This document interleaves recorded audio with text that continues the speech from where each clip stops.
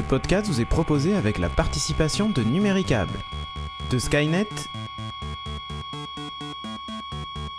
et nous sommes recommandés par la bande dessinée Les Geeks.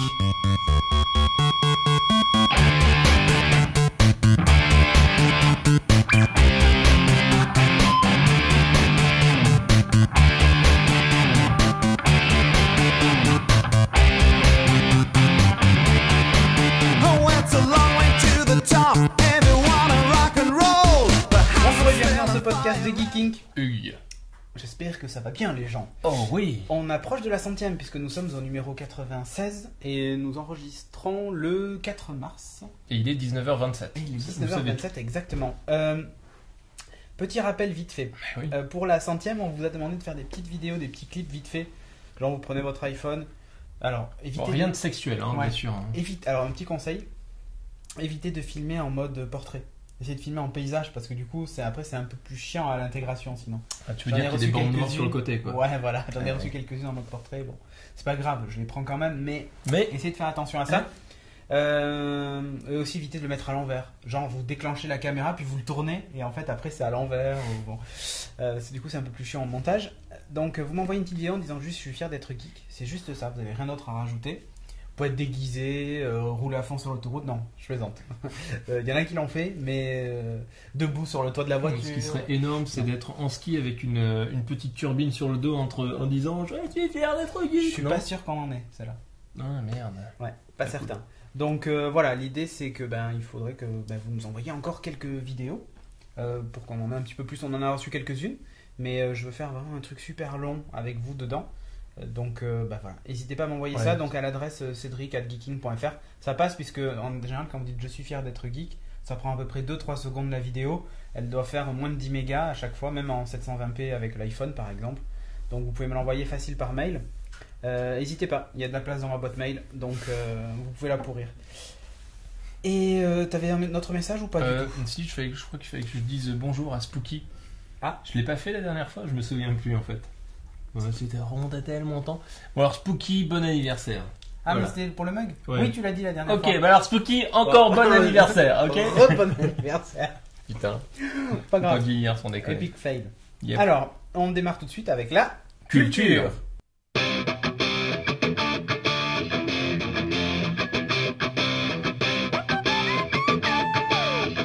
J'ai attendu que tu mettes de la cacahuète dans la bouche pour la cracher en fait dans la culture. Mais ça n'a pas marché. Et pour me faire pardonner, on va d'abord diffuser la séquence d'Alex que j'ai oublié d'intégrer la dernière fois et qui concerne une bande dessinée que j'aime bien en plus. Je sais pas si tu la connais. Non. Qui s'appelle West. Et genre Wild Wild West? Non, pas du tout. Quoique ça pourrait ressembler sur certains trucs, mais non, pas spécialement. Et donc Alex va nous en parler avec un déguisement comme d'habitude. Oh. Voilà. Enfin un déguisement, c'est léger, mais disons que c'est une petite. Tu veux dire un petit pas... rappel. Ah d'accord, c'est un petit rappel avec la. Oui, c'est très très simple. Bon. Il avait l'air un peu crevé dans la vidéo, mais bon, ouais. Allez, on vous laisse avec Alex, ça dure 6 minutes. Bonjour à toutes et à tous, c'est The Doc pour une nouvelle chronique, une nouvelle consultation bande dessinée. Alors j'en ai ras le cul parce que ça doit être la 6ème prise qu'on fait là et j'en peux plus, je n'arrive pas, je dois être un peu fatigué. Bref, aujourd'hui en tout cas on filme dans un de mes cabinets privés, à savoir un cabinet où j'entrepose mes BD. J'aurais pu filmer dans mes cabinets mais ça aurait été nettement moins classe et en tout cas nettement plus odorant.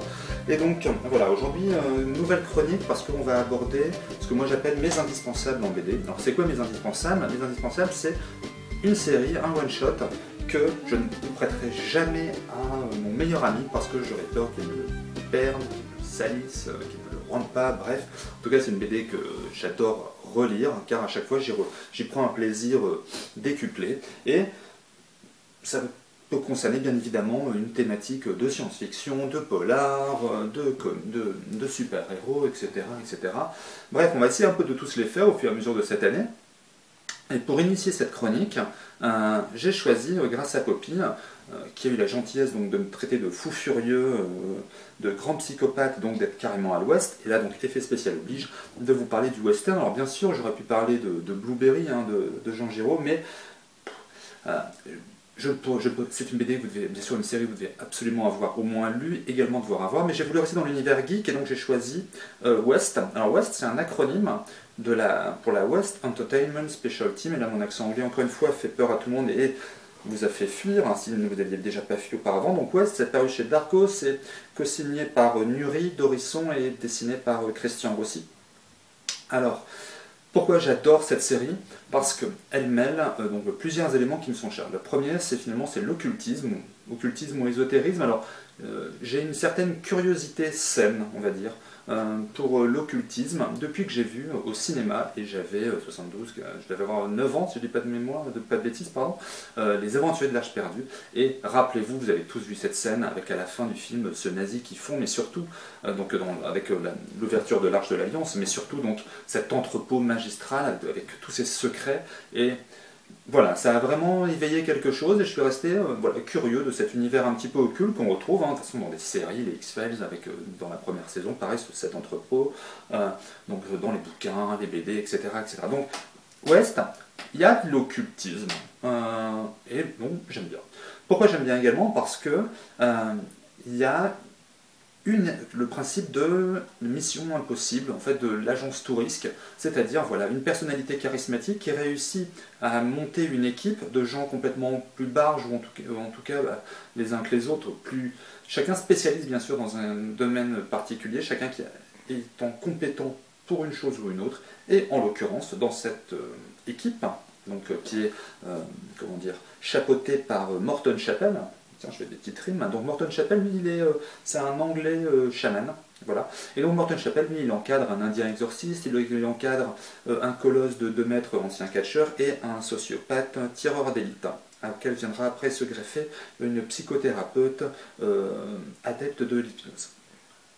Donc voilà, le principe finalement de l'équipe comme ça, à compétence, j'aime bien également. Ça m'a fait bien sûr penser West au Mystère de l'Ouest, et j'adorais les Mystères de l'Ouest. Et enfin, pourquoi j'adore cette BD? Parce que c'est une BD historique, en tout cas sur ces 2 premiers cycles. Alors ça fonctionne sous forme de 2 albums, 2 albums de 56 pages chacun, donc ça fait de la lecture, on passe du temps, mais voilà, c'est une histoire dans la grande histoire avec un grand H, et donc ici c'est les États-Unis. Alors le premier cycle en 1901, c'est finalement un mage, Aleister Crowley en l'occurrence, bien connu, encore une fois, de ceux qui s'intéressent à l'occultisme, membre fondateur de la Golden Dawn, mais donc qui a pour but un peu de faire péter toutes comment dire, les fondations du gouvernement américain, avec comme, j'allais dire, feu d'artifice l'assassinat du président. Dans le cycle de 1902, c'est l'affrontement américain cubain, donc pour l'obtention de l'indépendance de Cuba, ce au travers, en tout cas avec la survenue d'événements, encore une fois, surnaturels, par le biais du vaudou cubain, vaudou cubain haïtien, en tout cas son cousin, la Santeria. Donc là, on sera confronté, pareil, à un mage, un sorcier, pardon, qui fait revenir d'entre les morts donc ces fameux zombies, et donc c'est la mode du zombie, et un tome 3, qui pour l'instant, un cycle 3, pardon, qui pour l'instant n'existe que sous la forme du premier tome, qui lui est plus centré sur Morton Chappell, donc on revient sur aussi ce qui est intéressant, c'est-à-dire le pourquoi en tout cas, de la création de cette unité, et donc s'intéresser plus spécifiquement à la psychologie donc, du héros charismatique Morton Chappell, à travers donc son affrontement avec Seth, Seth qui est un méchant démon. Et ici on abordera le thème de la possession avec une vraie analogie avec donc l'emprise, un film fantastique, je ne sais pas si vous l'avez vu. Bref, donc parce que c'est une BD finalement policière, historique, avec des rémanences occultes, avec un scénario extrêmement bien construit. Les auteurs sont vraiment acharnés à pondre un scénario intelligent et reposant sur des bases solides. Un dessin de Rossi, alors je ne parle pas du dessin, je vous mettrai des incrustes, mais un dessin qui est magnifiquement bien conduit, très cinématographique. Puis de toute façon on est dans du western, ça tire, ça court. Alors western plutôt western spaghetti de Sergio Leone plutôt que John Ford, mais western qui ressemble aussi à Sam Peckinpah. Bref, une BD que j'adore. Et finalement c'est dur d'expliquer une BD qu'on adore. Voilà, j'arrête pour aujourd'hui. Je voulais juste remercier Christophe Beck qui a eu la gentillesse de m'envoyer en avant-première donc le premier tome de son diptyque scénarisé par M. Corberan, le Doppelganger, l'ombre maléfique, avec un premier tome qui s'appelle Intersigne qui sortira le 26 janvier prochain. Mon avis sera forcément biaisé car j'adore Christophe Beck.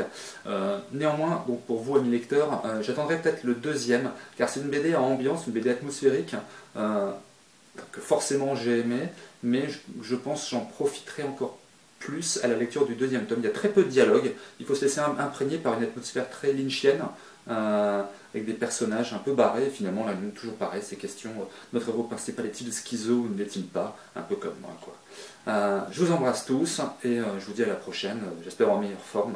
Voilà, j'espère que ce tournage sera, Dieu m'en laisse, ça fini, je n'ai rien vécu, on la regarde celle-là. Voilà, donc merci Alex. Bah ouais. Magnifique chapeau de cow-boy, hein. Fantastique, formidable. Voilà. Il porte bien le chapeau. Il porte bien le chapeau, mais bon voilà, c'est Alex. En plus, il s'y est pris quand même 6 fois pour faire cette vidéo. Ah, quand même, 6 minutes, 6 fois.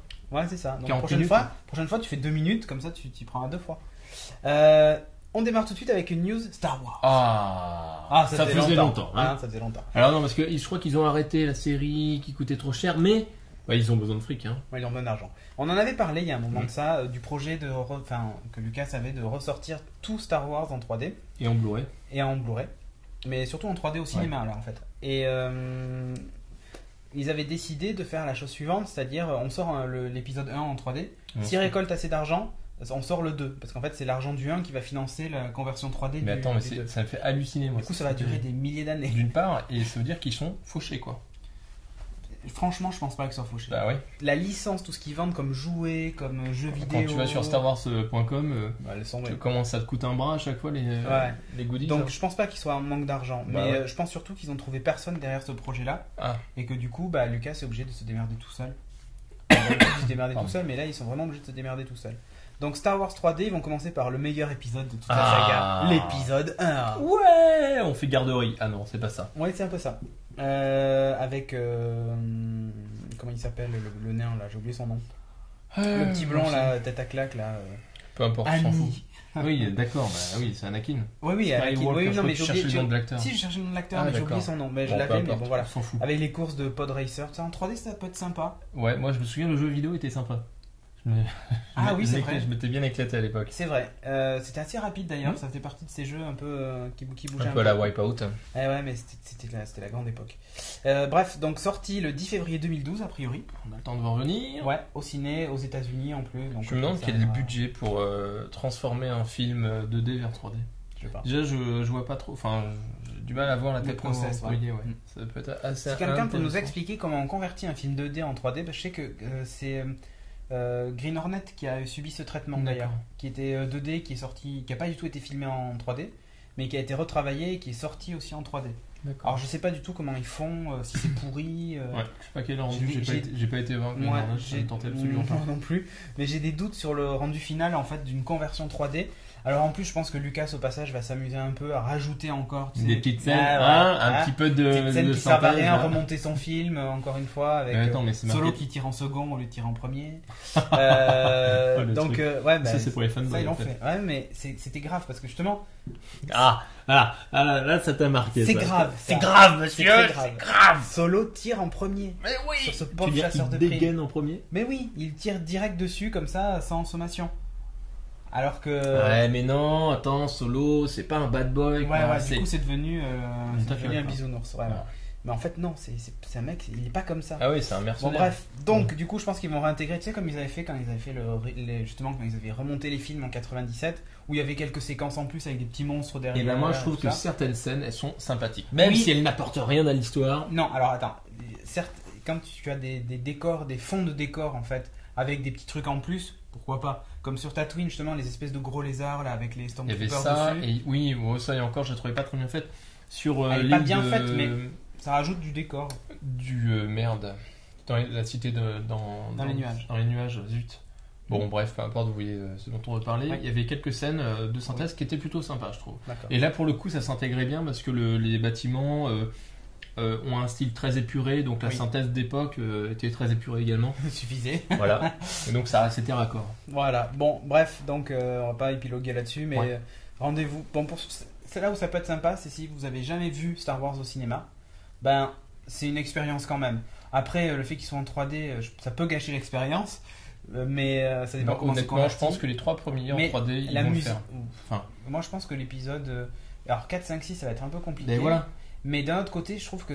Justement, attends, il va nous rajouter une ou deux scènes, tu sais, avec un H-Wing qui attaque l'étoile noire. Non, mais il y avait quand même épisode 4, 5, 6. Moi, je les ai revus au cinéma, donc parce que j'avais pas connu la sortie en 77 et tout ça. C'est une expérience. Le son, en plus, son THX, machin. Enfin, voilà, ça vaut le coup d'aller les voir rien que pour ça. Ouais. Après, voilà, on va encore se faire plumer 15 € parce que la 3D aura augmenté d'ici là. Bien sûr. Donc voilà, on enchaîne avec. Blade, ouais, ça c'est Blade Runner. Ouais. Blade Runner. Alors, le mythe de la SF, du film d'anticipation, même pas d'anticipation, c'est vraiment de la SF à ce niveau. Avec bien sûr notre ami, dont j'ai oublié le nom, pas Kevin Costner, la honte. Harrison Ford. Faut que j'arrête de boire de la bière, c'est vraiment pas bon. C'est clair. En plus, j'ai un poster d'Indiana Jones dans mon salon. Alors là, ça pardonne pas. Quoi. Ouais, c'est vrai. Bon. Ça, faut pas vieillir, on leur pas boire d'alcool, faut choisir. Donc, bon, ce grand classique de Ridley Scott, la Warner est intéressée par les droits de Blade Runner.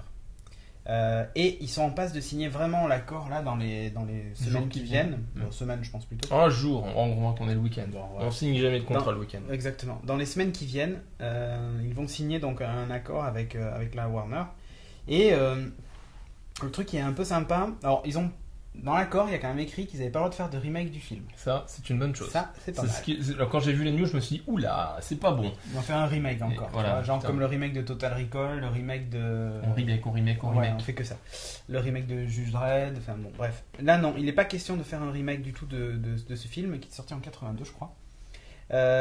Mais par contre, le contrat autorise la création d'un préquel. Donc quelque chose qui se passera avant. Pourquoi pas la genèse de Répliquant et tout ça, ou quelque chose qui se passe après, les conséquences qu'ont eu ce qui s'est passé dans le film Blade Runner, ou une série dans l'univers, c'est autorisé, donc ils pourraient très bien faire une série du quotidien des gens avec les répliquants. C'est vraiment une série quoi. Ça peut être une série. Ça peut être une série, ça peut être un film. Ça peut être un film.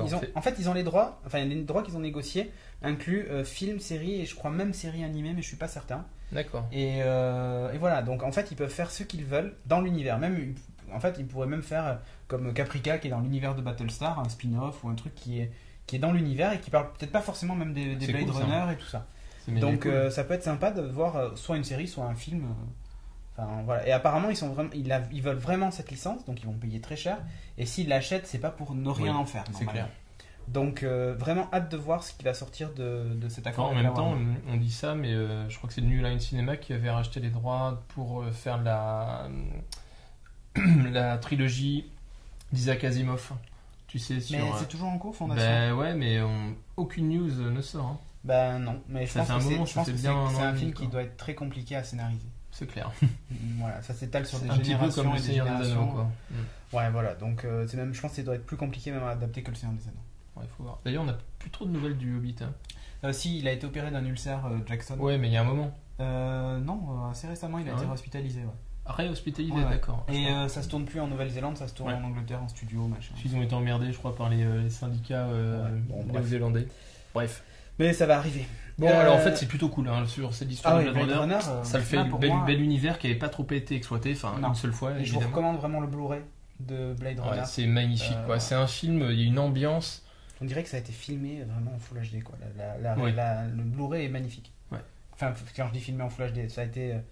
On dirait qu'il a été fait vraiment à notre époque, quoi. Il y a 2-3 effets qui sont un film parfois, qui est ultra stylisé et qui a très très bien vieilli, je trouve. Ouais. Parce que c'est un peu comme ça me fait un peu penser à Dark City, qui a vraiment son style et il vieillit assez bien. Ouais. Et c'est assez intemporel. Bon après peut-être que dans 200 ans on rigolera de Blade Runner, mais aujourd'hui je trouve que ça a encore du sens. Oui. Et encore plus même. On enchaîne avec un jeu vidéo. Yep. On va parler de Walking Dead. Je crois qu'on en avait touché 2 mots, non ? Ça me dit rien. Mais bon, tu sais, j'oublie les anniversaires, machin. Ouais, je crois qu'on avait touché 2 mots qu'il y avait potentiellement un jeu Walking Dead qui serait en préparation. Ça a été confirmé. Et c'est Telltale. Hein ? Voilà, qui s'y colle. Et alors c'est ceux qui ont fait pour info le jeu Retour vers le futur, qui se fait en plusieurs épisodes. Ouais. Alors, qui est un point and click. On sait pas si ce sera on sait pas si ce sera un point and click. Franchement, Walking Dead en point and click. Non, mais c'est pas Plants vs Zombies, quoi. Non, mais en point and click, c'est plus des jeux d'enquête, machin, tout ça. Enfin, tu vois, Retour à le futur, t'as des petits trucs à faire, récupérer des pièces, des machins. Alors que le zombie, c'est pas de l'enquête, quoi. Tu charcutes, quoi. Non, je sais pas franchement ce que ça va donner, mais why not. Alors, par contre, il est basé plus sur le scénario de la série et pas sur le scénario de la BD. Voilà. Je n'en dirais pas. Parce qu'ils ont obtenu les droits de chez AMC, c'est la D'accord. fête. Ok. On enchaîne encore avec du jeu vidéo. Ouais, une petite news sur Zelda. Ah, Zelda. La princesse. Voilà, qui sort un nouveau jeu qui s'appelle Skyward Sword. D'ailleurs, un truc que j'ai jamais compris avec la légende de Zelda, c'est qu'en fait le héros c'est Link et ça s'appelle toujours Zelda. Peu importe ce que. Oui, mais c'est la princesse. C'est la légende de Zelda et c'est toujours Link, je sais pas quoi, to the past ou tout machin. Et là, bah non, là, Link fait du train sur la c'est Skyward Sword. Bon, là, on a juste vu un petit trailer à l'E3 il y a quelques temps et il y a un nouveau trailer qui vient de sortir. Le trailer de l'E3, enfin la démo de l'E3 était assez moyenne. Là, celle-là, elle est un petit peu mieux. Enfin, le trailer est un peu plus sympathique. Je vous fais le pitch rapidos. Link vit sur une île volante du nom de Skyloft. Wow. Ok. Apprenant l'existence d'un monde en déclin au-dessous de l'île, il part à sa découverte et s'aperçoit plus tard que ces terres sont anéanties par les ténèbres. Okay. Donc bon, ça va pas être transcendant. C'est toujours agréable, je trouve, de parcourir l'univers de Zelda. On est toujours dans un trip relativement enfantin. L'univers enfantin, c'est bien collé au style de la Wii, je trouve. Enfin, tu me diras, on a eu des Mad World sur la Wii qui dénotaient un petit peu du style de la Wii, mais bon, c'est toujours une belle aventure. Donc voilà, il faut savoir que le projet il a été initié en 2007. T'imagines 2007 et là il va sortir cette année en 2011, ça c'est quasiment sûr. Ok. Donc voilà, à surveiller. Et je vois que tu as noté que... Ah oui, Zelda a 25 ans. Eh oui. Eh oui, ça ne me rajeunit pas mon Elle est majeure la coquine. C'est pas ce envie. que je veux dire. Non, pas de ça. Donc, ah oui, une autre news. Alors j'ai trouvé ça génial. D'ailleurs, t'as remarqué l'inversion du B et du O. Ça fait Xobix. C'est une petite news qui date quand même du 19 janvier, je crois. Donc c'est un petit peu. On est un peu à la bourre sur ça, mais on entendait tellement de trucs. D'ailleurs, on parle de plein de choses et j'ai oublié de le dire au début, je crois. Comment ça? Eh ouais. Tout se perd. Ouais, exactement, tout se perd. THQ, le fameux studio qui a édité tout un tas de jeux, ne veut pas de Xbox 3 ni de PS4. Ah, ça peut plus durer. Voilà. Donc pour eux, alors voilà la déclaration de Danny Bilson, le vice-président de la boîte, THQ, ouais, qui dit en gros qu'il veut pas de nouvelles consoles, que ça serait horrible. Il indique que ça coûte toujours une fortune de faire des jeux aujourd'hui et que ça continue d'évoluer. Et que si ça continue d'évoluer, il ne voit pas comment faire un jeu et le vendre en dessous des $100. Donc voilà, il dit qui voudrait ça, ça serait mauvais pour tout le monde. La stabilité de la technologie permet la croissance et création selon lui. Non.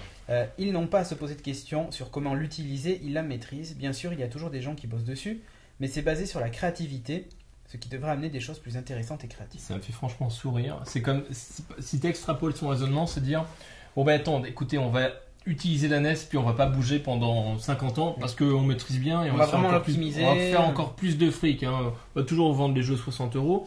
Mais bon, nos coûts de fabrication, de développement, ils vont être minimes, mais on va se mettre encore plus dans les poches. Enfin, c'est ça, le fond du commerce, c'est que effectivement, le fait d'acquérir de nouvelles technologies, enfin des compétences sur une nouvelle technologie, ça leur coûte en formation. Effectivement, ils maîtrisent moins bien l'outil au départ, donc les jeux sont de moins belle qualité. Mais ça dessert un petit peu le consommateur. Tu crois qu'aujourd'hui, vraiment, ils exploitent pleinement le potentiel des consoles actuelles? Oui, je pense. Eh ben, c'est ce qu'il est. En gros, sa démarche, c'est plutôt de dire voilà, aujourd'hui, on exploite à fond ces consoles-là. Maintenant, en fait, il faut qu'on trouve des choses plus intéressantes en termes de gameplay, de création. Pourquoi pas de création graphique, d'optimisation de moteur, encore et encore et encore, pour en gros acquérir une certaine technique. Et après, pourquoi pas peut-être la PS4 et tout ça. Mais aujourd'hui, pour lui, ça lui semble beaucoup trop tôt de changer. Bah attends, les consoles, elles ont 5 ans. C'est vrai qu'elles sont vieilles. Je veux dire, s'ils sont pas capables d'acquérir la compétence en 5 ans, faut arrêter, quoi. Enfin, je veux dire, ça veut dire soit les développeurs... Après, c'est juste THQ. Enfin, oui, THQ effectivement. Qui mais ça peut être représentatif. Soit, si tu veux, ça veut dire que Microsoft ou Sony ont développé des SDK qui sont absolument pas performants ou pas. Celui de la PS3 est un peu compliqué à maîtriser. Il était très compliqué à maîtriser au début, il est moins. Donc ça veut dire que effectivement l'outil est pas adapté pour les développeurs de jeux vidéo. Donc ça c'est problématique. C'est peut-être là le fond du problème. Oui. Ou alors ça veut dire que les mecs veulent s'en mettre vraiment plus dans la poche. Il y a une stratégie commerciale et voilà, ils veulent amortir à mort leur investissement dans la formation aux outils de développement sur ces consoles. C'est possible. Hassan CF. Après je sais pas ce que vous en pensez. Est-ce que le fait de finalement rester sur du matériel entre guillemets limité, puisque en fait ils sont arrivés aux limites, je pense. Limité, est-ce que ça favorise la création, tout ça machin, ou parce que je prends l'exemple de l'iPad par exemple, ou de console portable, ou de téléphone, on voit bien que techniquement ça casse pas trois pattes à un canard, donc les gens sont obligés d'inventer des nouvelles choses, des nouveaux gameplays, des nouveaux concepts, des nouveaux concepts, même graphiquement des nouveaux univers et tout ça. Et ça, là, pour le coup, ça favorise la création. Quand tu vois ce qui est devenu Angry Bird, ça partait d'un jeu qui a été fait vraiment pour l'iPhone. Aujourd'hui, on le retrouve partout. Oui, même sur Mac. Même sur Mac. Sur Xbox, il arrive. Sur PS3, on le retrouve absolument partout. Et finalement, graphiquement, il casse pas trois pattes à un oiseau. Mais une borguerie. C'est un oiseau presque. Mais il a il est quand même super sympa à jouer. Et du coup, comme ils expliquent, il y a vraiment de la créativité dans ce jeu-là, alors que il n'y a pas besoin de forcément beaucoup plus de technique. Donc, c'est pas faux. Après, peut-être que nous, on est des geeks et qu'on se dit il faut vraiment le truc ultra puissant, de bourrin, qui aille encore plus loin dans le réalisme et tout ça. Voilà, c'est ça. Mais est-ce que tu crois qu'aujourd'hui, une PS4 apporterait vraiment un plus par rapport à la PS3 ? Bon, sur Gran Turismo, je veux bien croire, pour que les graphismes soient encore mieux, machin, tout ça, mais quand tu joues à un Heavy Rain et tout ça, l'expérience est quand même déjà bonne. Mais l'expérience est bonne, mais ça peut toujours être mieux, je veux dire. Ça peut toujours être plus actuellement, il y a un écart flagrant entre une console de salon et un PC. Mais tu sais, on se un PC de jeu. Donc ça veut dire qu'ils ont de la marge de progression. Je vais faire un parallèle avec un autre truc. Peut-être ça sera plus parlant. Rappelle-toi les jeux d'il y a quelques années, comme c'était compliqué d'y jouer, de les finir et on y joue, passer des heures, des heures. Ouais, il y a quelques années.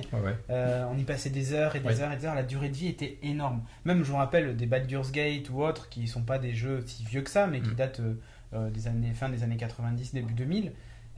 Sur PC, je parle de Baldur's Gate. C'était des jeux de rôle qui duraient hyper longtemps. On y jouait pendant des heures et des heures. Si on voulait vraiment compléter le jeu, il fallait 80 heures ou 100 heures de jeu. C'est ça qui était bon, en fait. Aujourd'hui, je vois un Mass Effect, tu le finis en 30 heures, qui est censé être un jeu de rôle. Un Dragon Age. C'est pas un jeu de rôle, arrête, tu vas te faire troller là. Action, un pseudo jeu de rôle. Action RPG. Il y a des parties. Il y a des phases de décision qui sont importantes et tout ça. Donc, à gauche ou à droite ? Non, c'est pas ça, faut pas exagérer. Il y a des phases d'action qui sont sympas, mais il y a beaucoup de phases de blabla et d'enquête et tout ce que tu veux. C'est basique, certes, mais voilà. Quand tu vois. Et après, ici, à la limite, il y a Elder Scrolls qui lui pour le coup prend du temps, même Fallout aussi qui est plus velu, mais qui aussi est un peu quand même action plus que RPG. Mais là encore une fois c'est des jeux qu'on trouve sur PC. C'est des jeux aussi qu'on trouve sur PC. Mais donc, quand tu regardes par extension tu veux dire que Killzone 6 heures tu finis quoi. Oui. Le 3. Bah ouais. Ou quand tu vois des Call of Duty pareil, le dernier qui en 6 ou 10 heures est fini.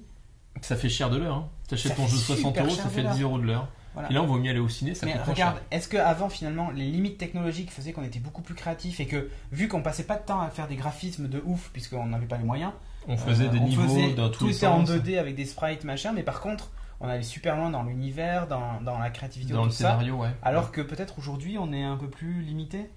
Peut-être. Est-ce que la technologie est l'ennemi de la créativité en fait? Non, c'est la question qu'il faut se poser également, c'est est-ce que le joueur va évoluer?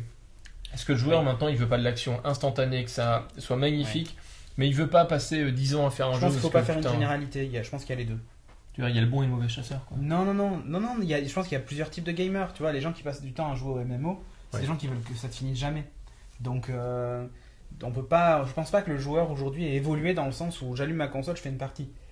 Il y en a peut-être certains comme ça. Le casual gaming, c'est vraiment ça, quoi. Oui. C'est j'allume, je fais une partie. Je m'en fous de sauvegarder ou pas de sauvegarder quand j'ai joué à Wii Tennis, quoi. Tu vois. Enfin.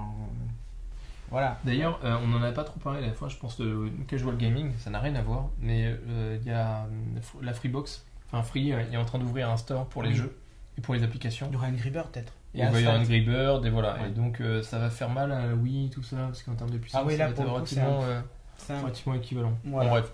Petite parenthèse. Mais bon, la question qu'on vous pose, c'est ça, c'est est-ce que finalement vous pensez que la créativité est morte à cause de la puissance ou est-ce que justement il faut rester là où on en est?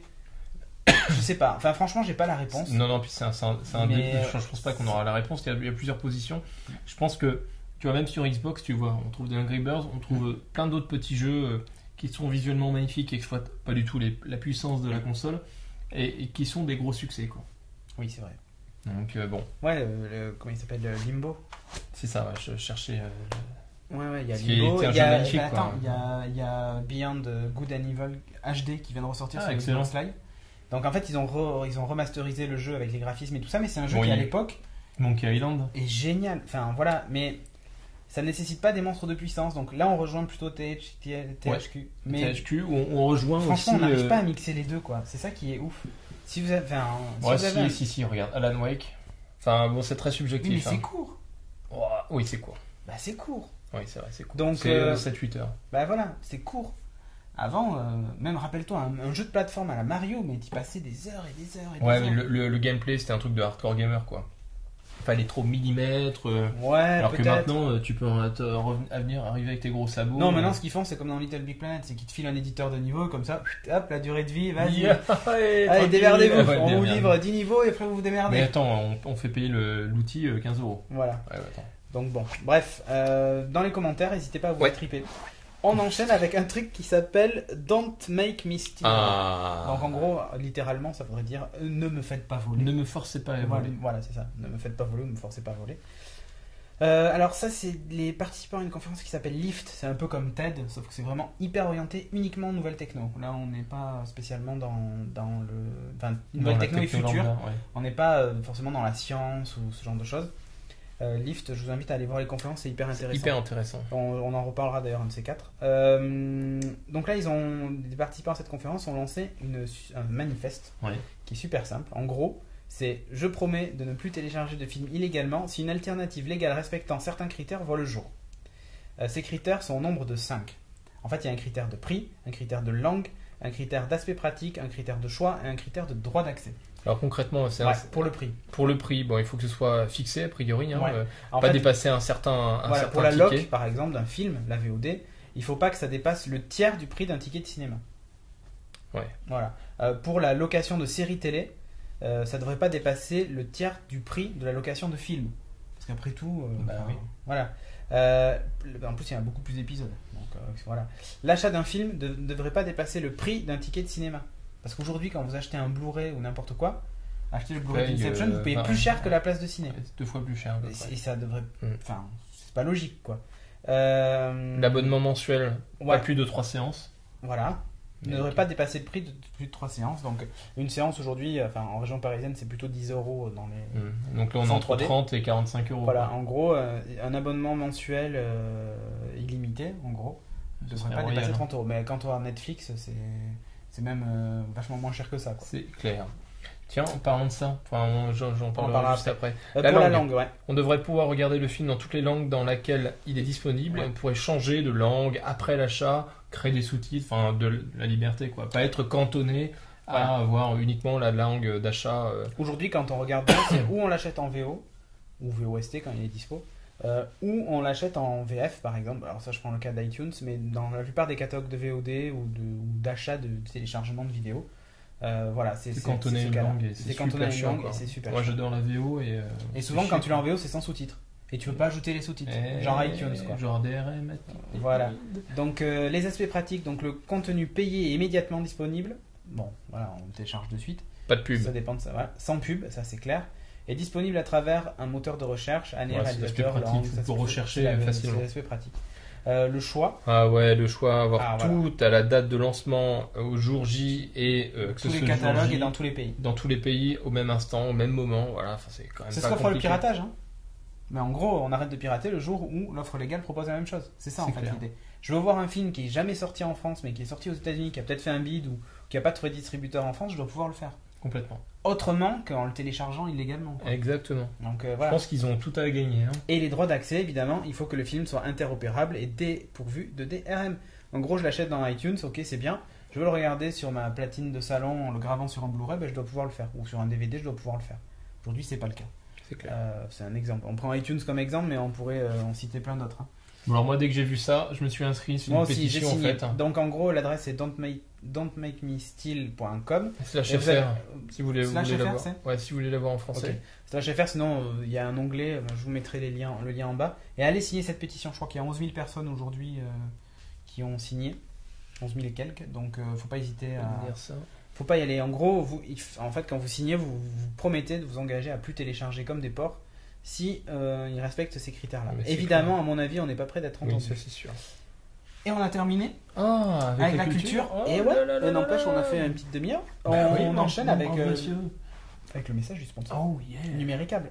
Alors Numéricable est très connu pour ses offres triple play, internet classique, mais n'oublie pas pour autant son cœur de métier, la télévision. C'est pour ça que chez Numéricable, les meilleures chaînes sont directement dans les bouquets. Ouais, par exemple, vous êtes fan de séries, nous on est assez fan de séries, complètement. Dans l'offre Numéricable NC Box Power, vous avez donc internet jusqu'à 100 mégas, mais vous retrouvez donc TF6, Série Club, Sci-Fi, Paris Première, Teva, 13e rue, June, Jimmy, et tout ça en fait dans une qualité de réception HD. Et comprise dans le prix en fait. Exactement. Pas besoin d'acheter un bouquet supplémentaire. Ça c'est plutôt pas mal. Alors pour en savoir plus sur cette offre, c'est très simple. Vous allez sur le portail nowatch.tv ou nowatch.net si Cédric l'a mis en place. Voilà. Ça fait un peu de pression. Exactement. Et cliquez sur la bannière Numéricable. Comme ça, vous venez de la part de NoWatch. Et voilà. C'est cadeau, c'est bonheur. On a fini avec le message du sponsor. Ouais. On enchaîne avec le high-tech.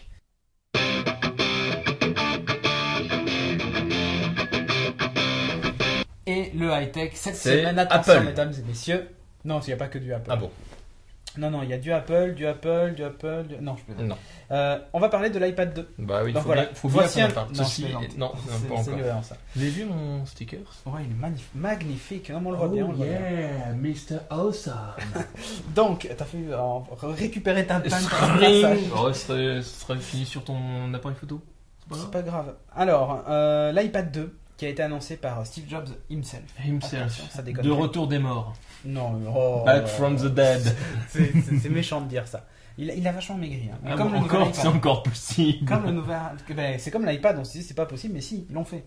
En fait, ils ont mis l'iPad et Steve Jobs, c'est pas plus épais. Non, en fait, j'ai dit un truc dégueulasse, mais il faudrait pas dire ça. Il faut pas parler de la santé des gens, surtout que moi en ce moment j'ai des problèmes de santé. Donc, en fait, en gros. Peut-on rire de tout? Peut-on rire de tout? Ça, je sais pas, mais en gros, il a maigri de 10%, comme le nouvel iPad. Enfin, un tiers même. L'iPad, le nouvel iPad a double cœur. Attends, double cœur. Ah ouais, ils ont greffé un cœur en plus. Ok. Double cœur. Il est plus rapide, déconné. il est plus fin, 8,8 mm. Il est plus fin que l'iPhone 4 qui fait 9,3 mm. C'est pas faux. Il a un gyroscope, il a deux caméras, une en façade qui est VGA. Ouais. Et une à l'arrière qui fait 5 millions de pixels, je crois. Alors, ça, on n'est pas sûr. Ah oui, c'est pas écrit sur la fiche technique.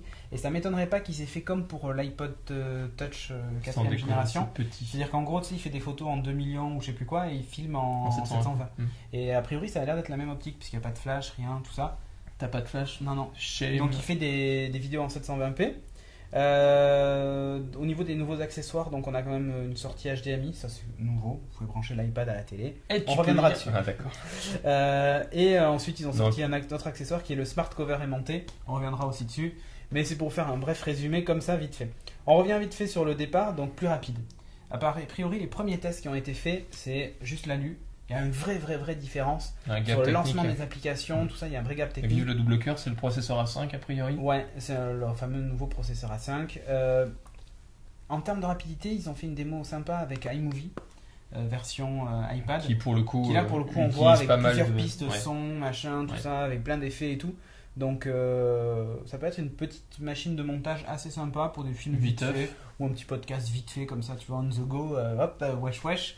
En gyroscope, ça va être pour des nouveaux jeux, ce genre de sachant qu'ils avaient toujours des capteurs de positionnement, en des termes de accéléromètres. finesse, en gros, derrière maintenant il est complètement plat, il n'est plus bombé. Et il y a juste en fait un biseau sur le bord qui va vraiment jusqu'au bord. Beau, hein, c'est un bel objet. Le hardware est très beau. C'est magnifique. Moi j'aime bien aussi la petite couverture dont on a parlé. Il a sa petite couverture pour se protéger quand il a froid l'hiver. Le smart cover. les deux caméras, bon, on revient pas dessus. Moi, par contre, la caméra VGA, c'est du foutage de gueule, quoi. En façade. Ouais, sans déconner. L'intérêt d'avoir une caméra en façade, c'est pour pouvoir faire de la visio, entre autres. Si la qualité est relativement pourrie... Bon, il faut savoir que sur l'iPhone, il me semble qu'elle est VGA aussi. Hein. Oh non, elle fait plus que ça, je crois. Je crois que FaceTime sur l'iPhone, t'envoie du VGA. Ouais. Sur de toi. La preuve, c'est que sur Mac maintenant, sur les nouveaux Mac maintenant, il s'appelle FaceTime HD. C'est pas faux. Et il fait de la vidéo HD, mais t'as la résolution de l'iPad qui est supérieure à celle de l'iPhone. Ouais, mais a priori, il y a des gros carrés.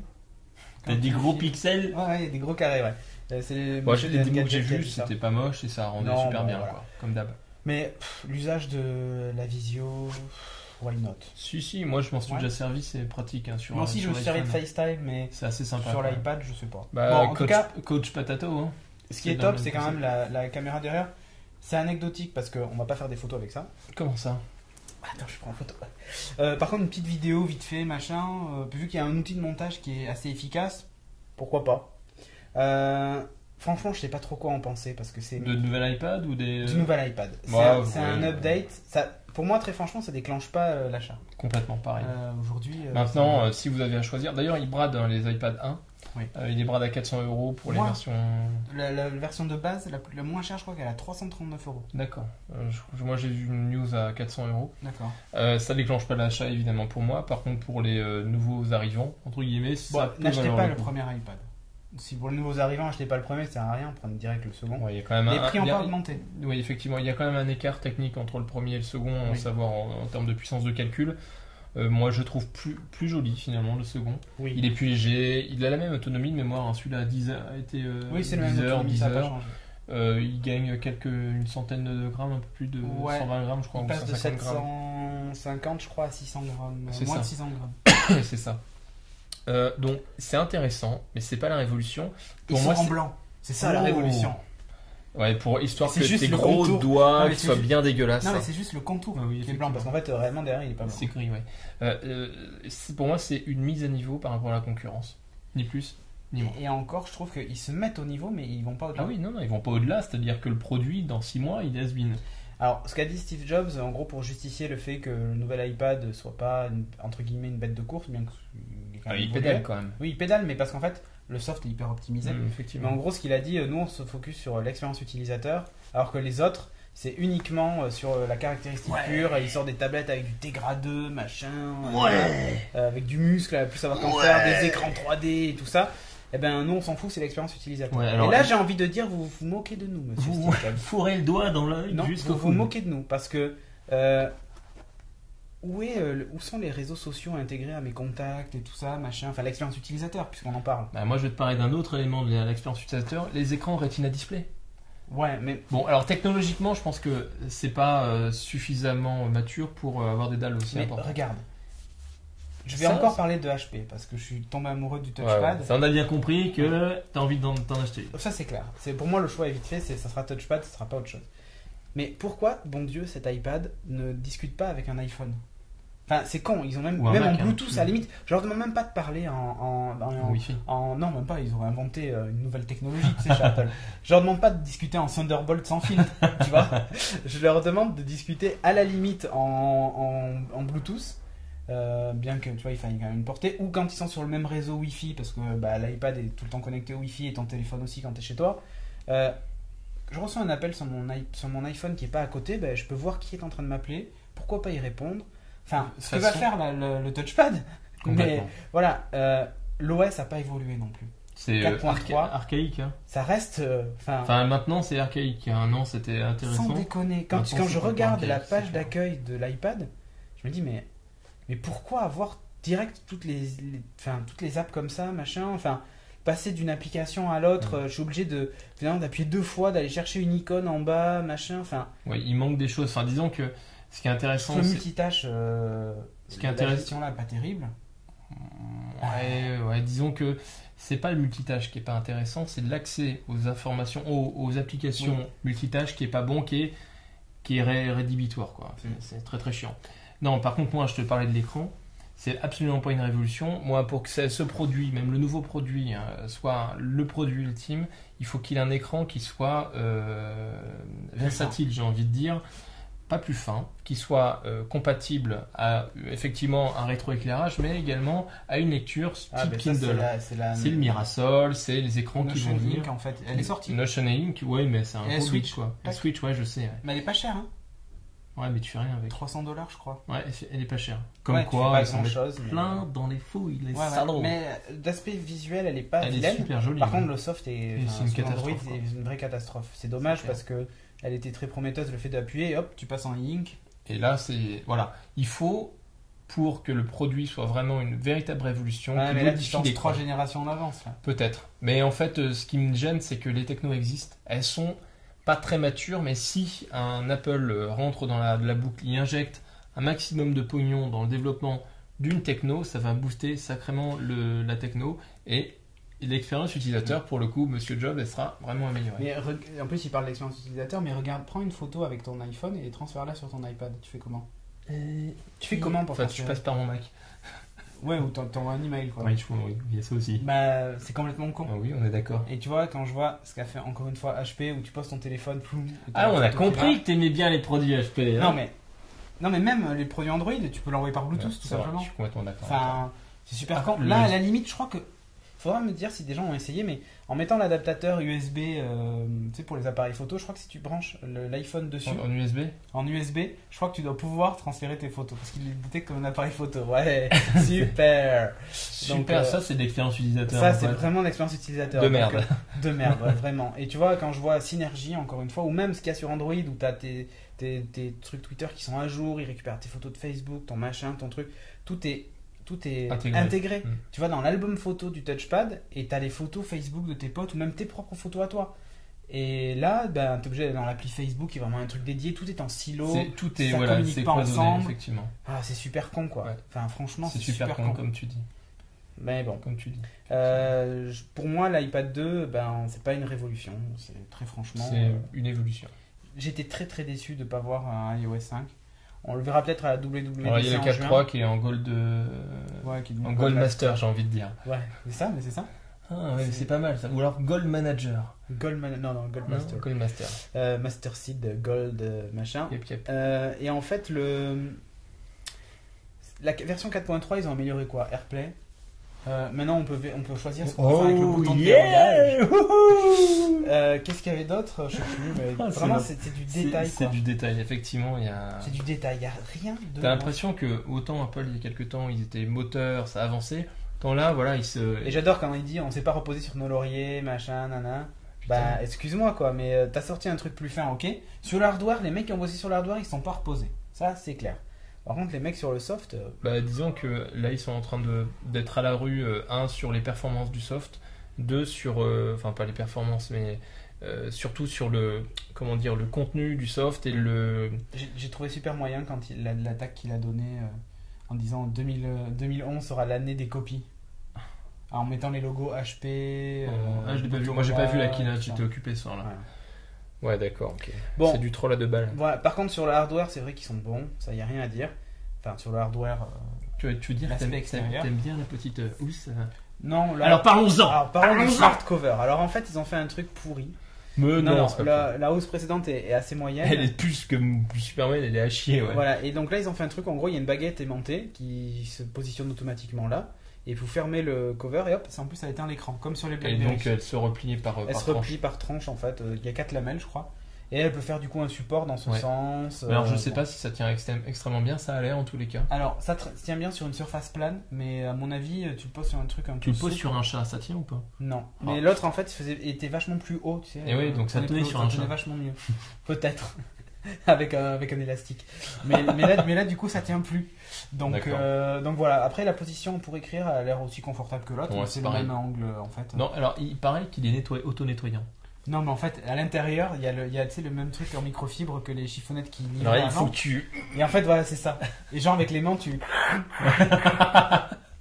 Oh, je l'ai bien nettoyé, j'ai tellement nettoyé, j'ai rayé. Voilà, et donc ce petit accessoire coûte, cette feuille $39 de polyuréthane, $39. Et si vous la voulez en cuir, 69. Hop. Voilà. Alors évidemment, au passage, on a une palanquée d'accessoires, de constructeurs annexes qui sort. C'est la fête du slip. Ouais, comme d'hab. Voilà, c'est. Et Apple touche 10% sur chaque vente d'accessoires. Ah oui, attends, sinon c'est pas drôle. Ah ouais, bah ouais. Non, mais en tout cas, c'est assez bien pensé. Le seul truc, c'est que ça protège vraiment pas l'arrière de l'appareil. Mais tu t'en fous. Faut Regarde, moi j'ai autocollant. jamais protégé. Bon, ok, j'ai des pets, mais j'ai mis des autocollants dessus. Ah bah voilà. Non, honnêtement, j'ai aucun pet. Non, mais après, tu sais, t'as des trucs en plastique transparent que tu peux coller. Bon, on va pas parler chiffon. Mr. Osa. Voilà. Arrête, tu défais la mise au point à chaque fois. On va parler maintenant rapido de Samsung en marge de cette annonce qui a dit, vous savez, on avait parlé vite fait, je crois aussi pour le CES, Et la du Galaxy aussi. Tab 10.1. Comme elle est vachement plus épaisse, tout ça, le monsieur de chez Samsung a dit, on la sort pas de suite. On va renvoyer à l'usine et on va s'arranger pour faire un truc proche de cure d'amaigrissement. On va les mettre au régime. On va la mettre au régime en gros et on va essayer de faire un truc à la Apple Style quoi. Donc ils vont repousser le truc, la sortie.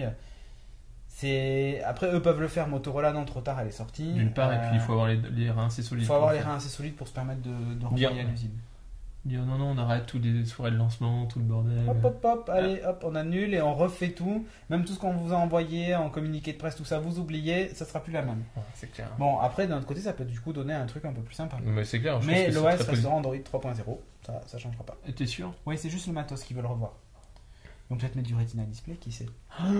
J'achète. En Super AMOLED 2, tu sais. Oh le yeah, truc one again, ultime, a bit quoi. to fly. Qui te tue les yeux quand tu l'as lu. Mais par contre, tu peux lire en plein soleil. Ah oui. Contrairement à Ça l'iPad. te avec grille plein de- la rétine, mais avec- tu lis 10 Contrairement à l'iPad avec plein de reflets en fait. Et des Bon, là, traces tu de peux doigts. voir. Ouais, là, T'as les doigts très sales. C'est des cacahuètes. on fait toutes les cacahuètes. Ouais. Écoute. Ah ouais, effectivement. Allez, on enchaîne avec un truc qui s'appelle Chase 2053. Alors, c'est un Ça projet. fait New York 1997, tu Ça. sais. Donc, c'est une voiture. C'est un concept car en fait de voiture à 3 roues hyper économique. Hyper économique. Ouais. Bon, hyper économique parce qu'elle consommerait très très peu d'essence. En termes de concept, c'est assez. En termes de conception, elle est assez novatrice a priori. Oui, en fait, l'idée c'est que plus vous allez accélérer, donc normalement plus vous consommez, et bien en fait, plus la voiture va se soulever, entre guillemets. Il y a des prises d'air et tout ça, tout est étudié. Bon, en termes d'adhérence, après, je me demande comment ça se passe. Hein. Tu Tout t'envole. Mais l'idée c'est qu'en fait, du coup, elle devient vachement légère et elle diminue sa consommation. D'accord. Et l'objectif à terme, Ouais, c'est du coup d'utiliser des moteurs électriques, de permettre, grâce à l'air qui circule en dessous, d'alléger la voiture et de consommer moins d'électricité. Utiliser la vitesse de l'air comme portant, enfin comme élément Exactement. d'importance comme ça. Exactement. Donc c'est assez bien pensé. Alors elle est super chouette. Elle est- ouais, ça franchement, fait ça Minority Report attitude. C'est ça. Ça fait un peu penser à ça. 2 places seulement. Ouais. Voilà. La vue en coupe est assez sympa. D'une certaine manière, quand tu regardes, moi je roule tous les jours, tu regardes les personnes dans leur voiture, sont seules, ou maximum 2. Ouais. Moi je covoiture, donc on est 2, 3, 4, mais c'est assez rare que... Donc voilà, j'ai trouvé le concept assez sympa, C'est super chouette. super moderne, c'est super beau. Donc c'est du concept, ça s'arrête là. Ça s'arrête là. On n'est pas sûr que ça voit le jour un jour. Mais c'est bien dommage parce que pour le coup, ça a vraiment de la gueule, quoi. Ouais. Non ? Mais oui, complètement, c'est magnifique. Mais d'ailleurs, on se dit, mais il y a des roues. Oui, il y a 3 roues. En fait, tu le vois dans la vue en coupe. Effectivement. Il y a 3 roues qui sont cachées sous les carénages. Ça a été... Enfin voilà, le mec qui a pensé ça et a pensé le truc jusqu'au bout. Ouais. Donc- Alors par contre, c'est de l'électrique. Ouais, ça serait 100% Donc électrique. le moteur dans les roues, a priori. Moteur dans les Et roues. puis un stockage à l'arrière. Ouais. Stockage de l'énergie à l'arrière. À l'arrière, en fait... Alors, en fait, ce qui est génial avec les moteurs électriques intégrés dans les roues, c'est que tu peux reconcevoir complètement ta façon de penser, de concevoir une voiture. Là, là, t'es assis entre les roues, en fait. Complètement. Il y a rien devant toi, quoi. Complètement. Là, quand tu te Ouais, craches, c'est génialissime. tu te craches. Là, Mais non, c'est comme dans Dans un film avec Stallone, Judge. T'es pas Judge Dredd? Non, Ah oui, non, c'est Demolition Man. Man, Avec ouais. la mousse, là. Voilà, ça c'est Non, cool. ou comme dans Ravage de Barjavel, où en fait il y avait des super oui. trains qui étaient indestructibles, ils déraillaient, ils se rayaient même pas. Par contre, tous les mecs dedans étaient broyés parce que eux, par contre. Attends, on s'en fout de l'humain. Mais le train était nickel, hein. Pas Ouais. une rayure, même après avoir déraillé, hyper solide. Bref, c'est le début de Ravage. Si vous l'avez pas lu, je vous conseille vraiment ce roman de Barjavel. C'était pour la minute littéraire. On enchaîne de suite avec HP. Ouais, tu prends ton petit accent. Ouais, je vous parlais d'un truc vite fait. HP avait dit, et ça avait, parmi la communauté des palmistes, pas des gens qui ont des palmes, Non, des gens qui amateurs de palmes sur les gens. Ça avait fait un petit tollé puisqu'en fait ils avaient annoncé que tous les Palm Pre avant le Pre 2, tous les Palm avant ne seraient pas compatibles avec la version 2.0 de l'OS. Et en fait, il y a une version qui est apparue un peu sur le web, comme ça, vite fait. Et c'est carrément la version 2.1. Donc c'est même un OS qui est même supérieur à celui du Pre 2. Donc c'est hyper simple à installer. Donc je vous expliquerai, je vais vous montrer la manip là comme ça en vidéo. Mais en gros, vous téléchargez WebOS Doctor, c'est un soft Java sur votre machine Windows. Vous mettez votre téléphone en mode développeur. Vous faites, en fait, c'est haut, bas, gauche, droite. Ça me rappelle les trucs de Super NES. Et Start. Non, mais c'est vraiment ça. C'est le code Street Fighter, enfin le code Capcom en fait, que tu fais et ça fait apparaître le développeur mode. Et tu fais OK. Et c'est tout. Et vous le branchez à votre ordinateur, vous lancez WebOS Doctor, il restaure l'OS. Et du coup, maintenant, il y a même le logo HP au démarrage, et plus le logo cool, c'est super chouette. Et l'OS, du coup, a été mis à jour. Il supporte Windows Live Messenger en natif, intégré dans les conversations, dans les contacts. Voilà, il gère Dropbox, MobileMe, Synchro, Google Docs, direct dans le téléphone. C'est juste la fête du slip. Voilà, c'est juste comme ça qu'il faudrait le faire. Voilà. Et bref, et c'est gratos, donc faut pas s'en priver. C'est clair. Donc, surtout que le Palm, le première génération, tu peux en trouver peut-être. Le Pre Plus même. C'est pas pour le Pre, c'est pas encore dispo, mais pour le Pre Plus, ça l'est. Et du coup, j'ai un Pre 2 et un Pre Plus. Je trouve que le Pre Plus, il est plus sympa avec le nouvel OS. Ah ouais. Ouais. L'autre, il est en 2.0.1 et l'autre est en 2.1 et juste pour l'OS, par contre. Après... Juste pour l'OS. Non, après en termes de matos, je préfère quand même le 2 parce qu'il est quand même un peu plus rapide. Vivement qu'ils sortent la version 2.2 qui arrive bientôt. Avec tu tapes n'importe où. Alors pour le coup, le 2, tu peux pas encore le mettre à jour. Je peux pas encore le mettre à jour. D'accord. Il c'est pas encore dispo. Mais bon, ça arrive. Le 2 aura de toute façon WebOS 2.2. Donc voilà. D'accord. Manip très simple. On va terminer le high-tech avec un gadget de ouf. Putain, c'est clair. Le Looxie. Donc Looxcie LX1. S'il te plaît, monsieur. Ouais. Alors qu'est-ce que c'est, monsieur? Qu'est-ce que c'est? C'est bien parce qu'aujourd'hui, je parle pas beaucoup. Et ouais, c'est fou ça. C'est une caméra Bluetooth. Voilà, un truc, ça ressemble à une oreillette Plantronics machin là. Donc vous mettez ça à l'oreille et en fait vous avez une petite barre là et elle intègre une caméra. Elle fait oreillette normale, hein. Si vous avez un appel vous pouvez décrocher. D'accord. Elle est capable d'enregistrer pendant des heures et des heures, je crois que c'est 5 heures maximum. Oh shit. D'autonomie. Et un truc qui est génial, c'est qu'en fait elle filme tout le temps, en permanence. Et Mais alors t'as quoi comme mémoire embarquée Do you know? C'est une excellente question. Je vais aller voir de suite. Ouais, en fait, si tu veux, le principe c'est qu'elle se connecte à un téléphone Android ou un iPhone. D'accord. Avec une appli spécifique. Ouais. Et elle transfère le flux de vidéo à la volée. Téléphone. Ok. Elle garde en mémoire, je crois, les 30 dernières minutes. Ouais. Les 30 dernières minutes. Et en gros, si vous voulez vous souvenir de quelque chose qui s'est passé ces 30 dernières minutes, vous appuyez sur un bouton et hop, le clip ça rentre direct dans ton cerveau. Non, le clip est sauvegardé dans ton téléphone. C'est sympa quand même. C'est super sympa. Vous avez un bouton instantané où en gros vous appuyez dessus et ça permet de faire une vidéo de 30 secondes comme ça, hop, de suite. Genre vous voyez un truc dans la rue, vous appuyez, ça fait la vidéo. D'accord, mais alors pour déclencher la vidéo, tu utilises forcément ton téléphone? Non, mais pas celle dont tu parles. Ah non, c'est le téléphone. C'est par téléphone, d'accord. Oui. Sur Android en plus l'appli est multitâche. Donc ça me fait penser à pas mal de films d'anticipation où finalement tu vois les reporters qui n'ont pas de caméraman, qui ont juste une oreillette et puis ils vivent leur vie. Alors là en termes de résolution c'est pas du HD, hein, on est sur du VGA maxi. Un truc qui est top c'est que l'appli du coup vous êtes en train de filmer, donc vous voyez aussi sur votre téléphone ce que vous filmez et vous pouvez l'envoyer Facebook, Twitter, YouTube, par mail, enfin voilà. C'est la fête du slip quoi. C'est la fête du slip et j'ai trouvé ça super sympa. Tu veux dire que imagine un jour si on va à la Comic Con comme ça. 5 heures de stockage. 5 heures de stockage monsieur. Dans un embarqué. Ouais. C'est énorme effectivement. Donc c'est quand même énorme d'avoir 5 heures de stockage vidéo embarqué. Ça te permet, voilà, quand tu fais une Comic Con ou un. Voilà, après tu peux revoir des images. D'une part, et puis tu peux les envoyer à la volée rapidement, sans te prendre la tête. Par contre, c'est du micro-montage ou. Ouais, les résolutions sont pas énormes, mais grave, pour les vidéoblogueurs ou ce genre de trucs, ça peut être super sympa. Avoir ça, ou vous faites du sport, du vélo, de la moto. Ouais, mais maintenant t'as pas mal de caméras en HD qui sont anti-choc, justement, qui ont été développées. Le truc, c'est tout petit quoi. D'accord. Mais donc, bon, voilà, dans l'idée, elle est vous super visitez chouette, un musée ou un truc comme ça. Ou vous que sais-je. Non mais attends, c'est pas mal, tu visites un musée et tu peux en fait avoir toute la vidéo de ta visite. Mais en plus, elle est super chouette. Tu vas dans un parc d'attractions, tu t'éclates avec mais elle est super chouette. Hein. Oui, en plus, en termes de design, c'est assez joli. Je sais pas, en termes de taille, ça a l'air d'être assez épais. Non, mais oui, en fait, s'il y a quelqu'un qui distribue ça en France et qui veut nous en envoyer une pour qu'on teste, eh ben nous on veut bien tester. On veut bien tester. Ouais, exactement. C'est possible. Donc Luxi LX1, caméra Bluetooth sympa. Ouais, ça fait un peu Luxor, je sais pas. Ça fait plutôt Look Si. Alors il ressemble un peu pas à Wall-E, mais dans Wall-E, l'ordinateur de bord du vaisseau. Oui. Qui sert de barre. Ouais, c'est vraiment ça, blanc et noir. C'est super chouette. Vraiment sympa. On a fini. Ah oui. Et on enchaîne avec la Epic Week.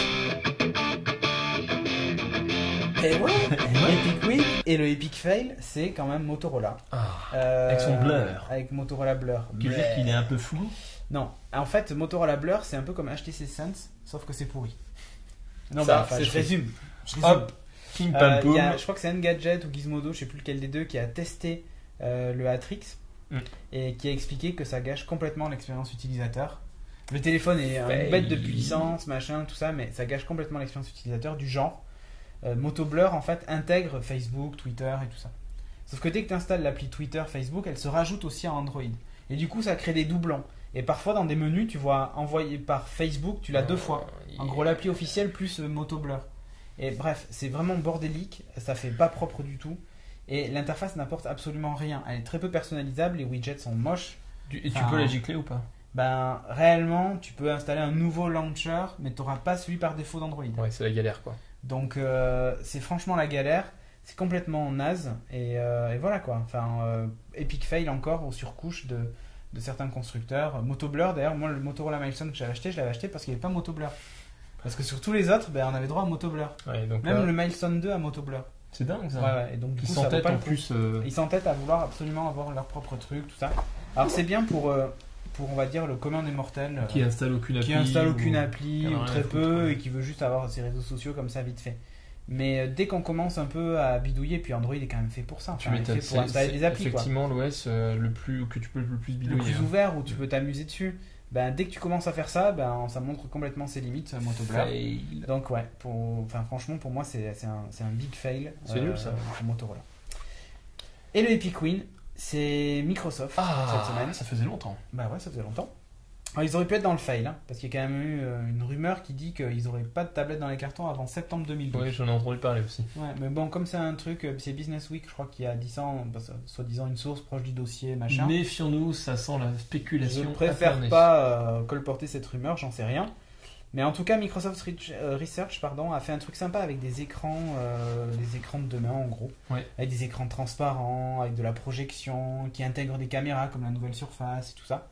Ils ont montré d'ailleurs de la visioconférence où en gros les caméras sont dans l'écran et quand je parle à quelqu'un, je regarde l'écran et donc la caméra me filme en train de lui parler et quand je parle à l'autre interlocuteur, l'autre voit du coup que j'ai tourné la tête et je parle à l'autre. Effectivement. Vive la visio. Ça permet d'avoir des conférences en fait beaucoup plus naturelles. Beaucoup plus dynamiques. Mais ils ont montré un truc sympa avec une espèce de tablette avec une interface hyper fluide et bon, la démo qu'il fait c'est du DLNA tout basique mais l'interface est vachement belle. En gros, on zoome avec 2 doigts, ça écarte les pochettes d'albums et tout ça. On prend une pochette d'album et on glisse sur sa Xbox et ça le joue sur la Xbox.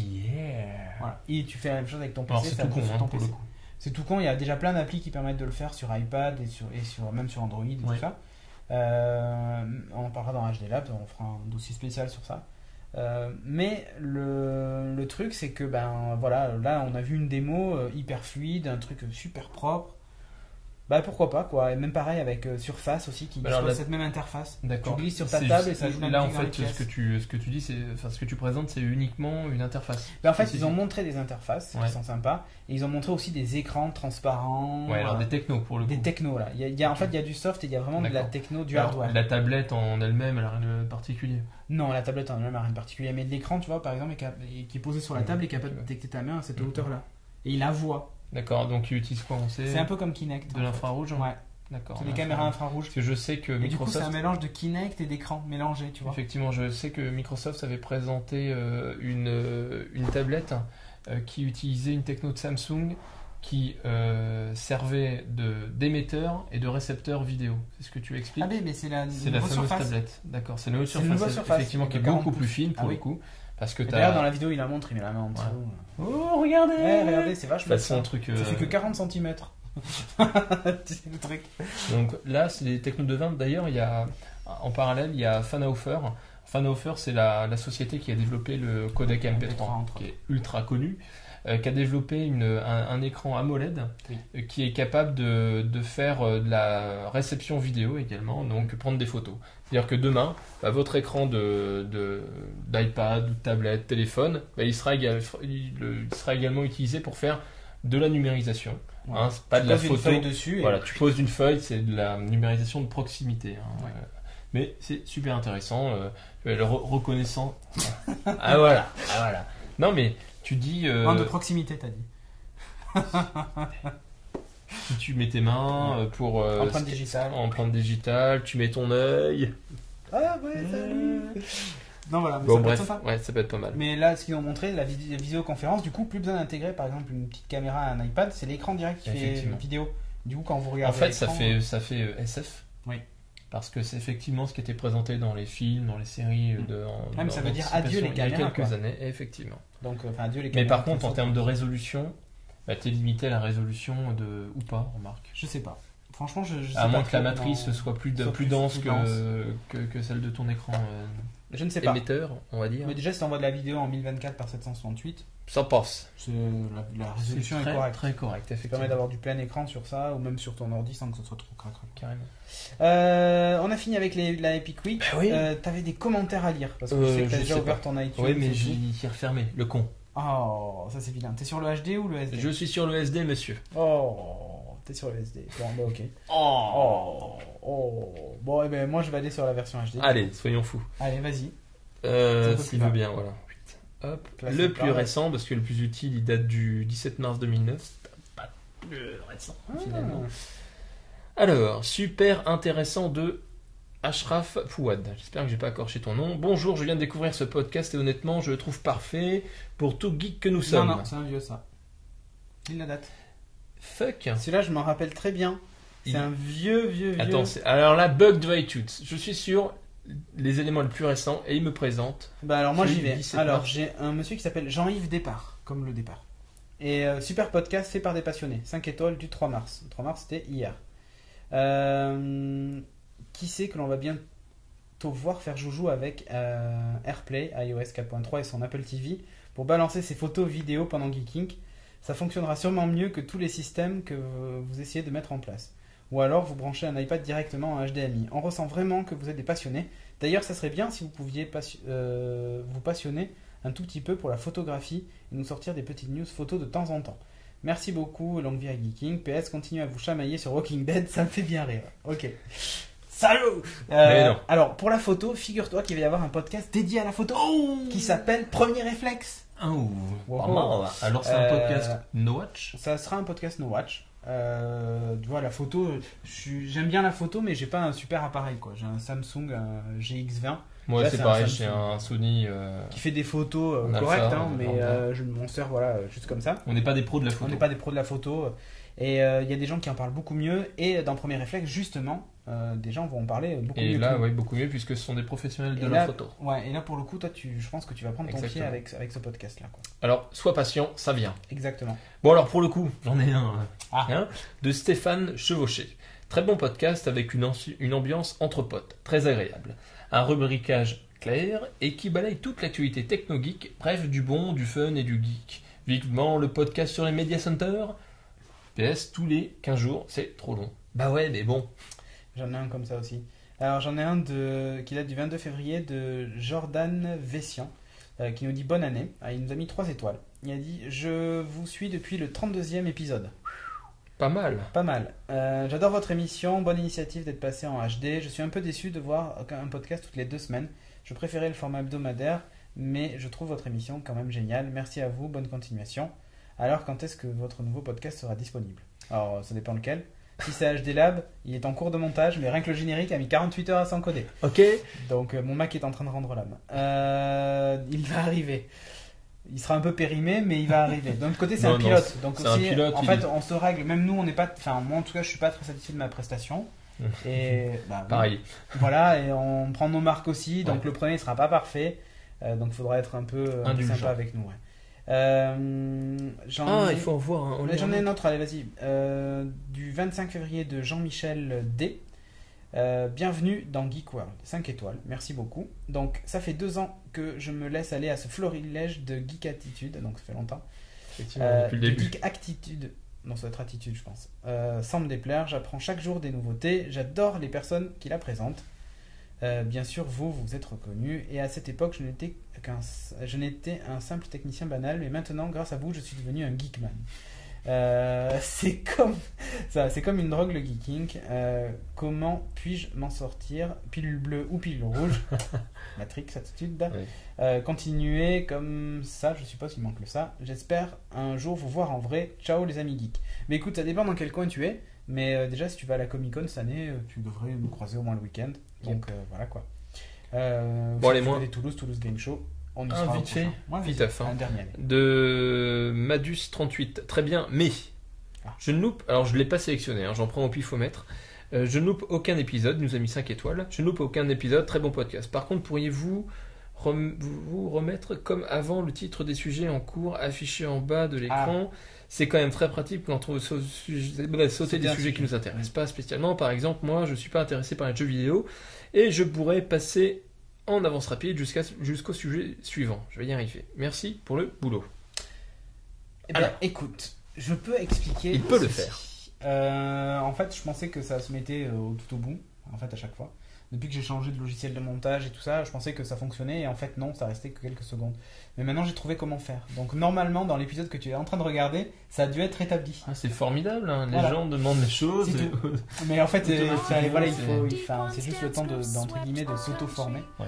Donc, voilà quoi. Un petit bug. Un petit bug, exactement. Sur ce, on vous dit à bientôt pour le prochain numéro de Geeking qui sera le numéro 97. N'oubliez pas les petites vidéos pour l'épisode 100. Et voilà. Et portez-vous bien. Voilà, exactement. Allez, et ciao tout le monde.